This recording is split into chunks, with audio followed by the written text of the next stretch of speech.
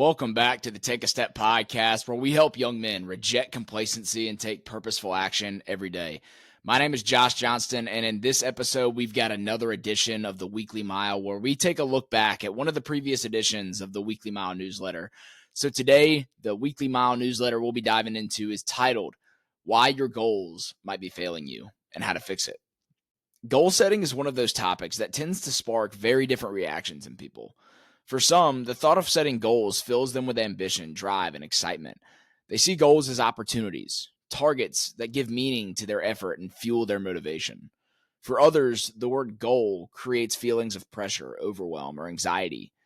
They hear goal and immediately feel the weight of expectation or fear of falling short. Why is that? Why does the same concept produce such opposite emotions in different people? The answer lies in how we interpret what goals really are and what we believe they mean for us. Think about it. For some, goals are the end-all be-all. Their identity and self-worth are directly tied to whether they achieve what they set out to do. If they don't, they feel like a failure. For others, goals are nothing more than ideas, general concepts of what they might want, like a list of someday wishes.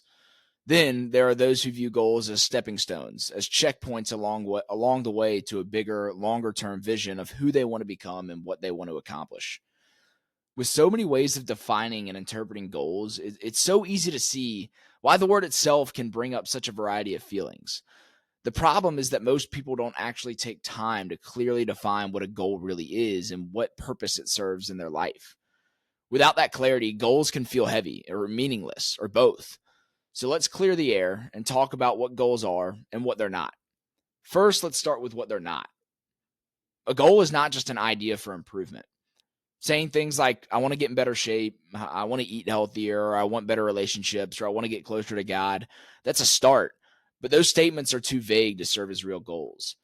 They're more like intentions or desires. They don't give us a clear picture of what success looks like or how to get there. A goal is also not the determining factor for our fulfillment. Too often, people live with the mindset that once they achieve a certain goal, then and only then they'll finally feel satisfied or happy. They believe that reaching the destination will magically fill all the gaps in their identity or sense of worth. But here's the truth. Fulfillment doesn't come from hitting the goal. It comes from who you become in the process of working toward it.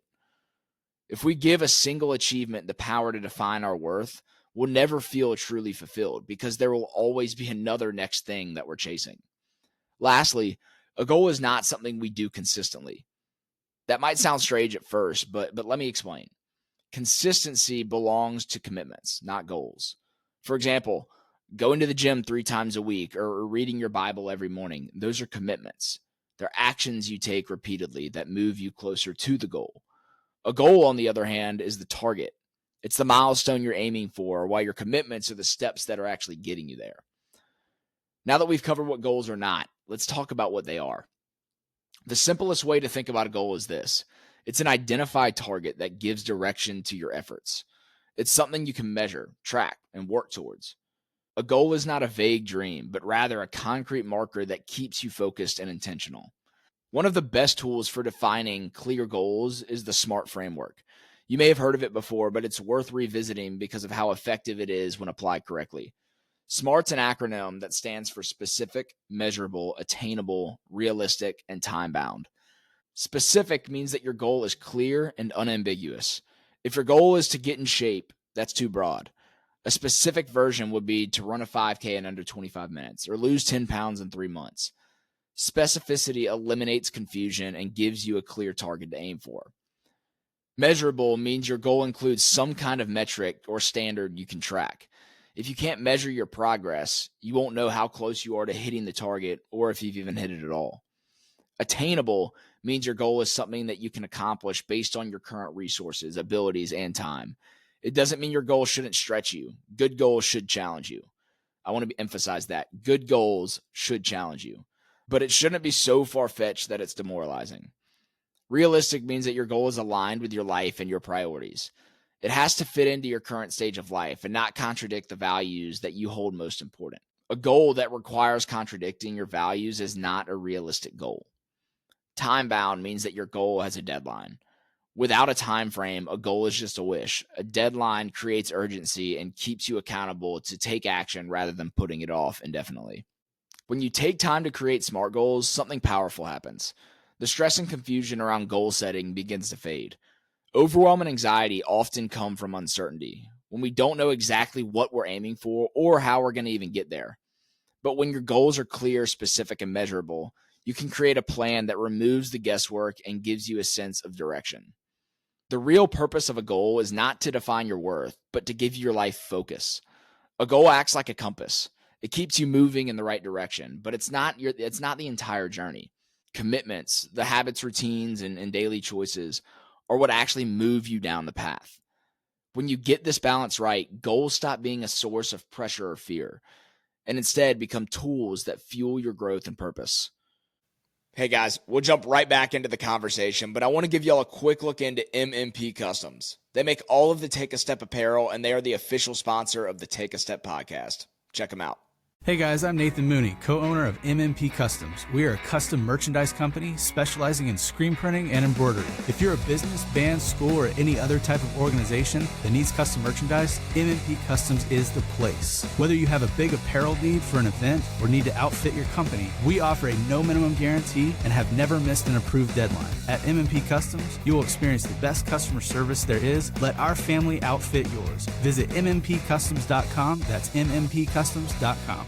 As faith-driven men, we also need to remember that goals are not just about personal achievement. They're about becoming the person God has called us to be.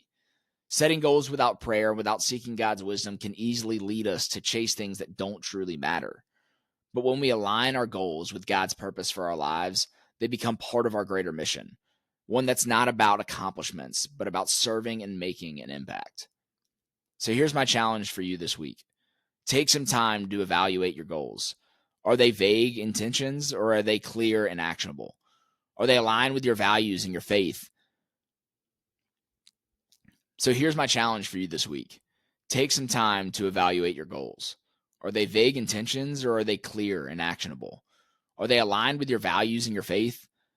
Are your daily commitments moving you toward them? Don't let the word goal intimidate you or weigh you down. Instead, see it as a tool, a way to live more intentionally and purposefully. Here are 3 questions as some next steps to initiate some action. Number 1, are my current goals truly specific and measurable? Or are they just vague ideas I'm hoping will happen someday? 2, what commitments or habits do I need to create or strengthen to consistently move closer to my goals? And then 3, are my goals aligned with God's purpose for my life? Or are they more focused on chasing validation or success? Now, as I read over this topic, just to look back on my life personally, this is one that really resonates with me because I'm someone for so long was I don't know if it was, I think it was really my ego. I think there was a lot of fear involved, and I know those go hand in hand, but I'm somewhat someone when it comes to goal setting who would always set goals that I knew that I could achieve. When we talk about, that's why I emphasized earlier why it was so important to set goals that stretch you, but also are attainable. There's got to be a balance there. Because if we set a goal that's just so far-fetched where it doesn't give us something that we can actually grasp that feels like something we're actually going to accomplish, then very little, if any, movement will actually occur. But if we set a goal that is realistic, that is something we can actually accomplish, but it's going to push us to go through some adversity, that's the sweet spot. That's something that I kind of ran from for a long time.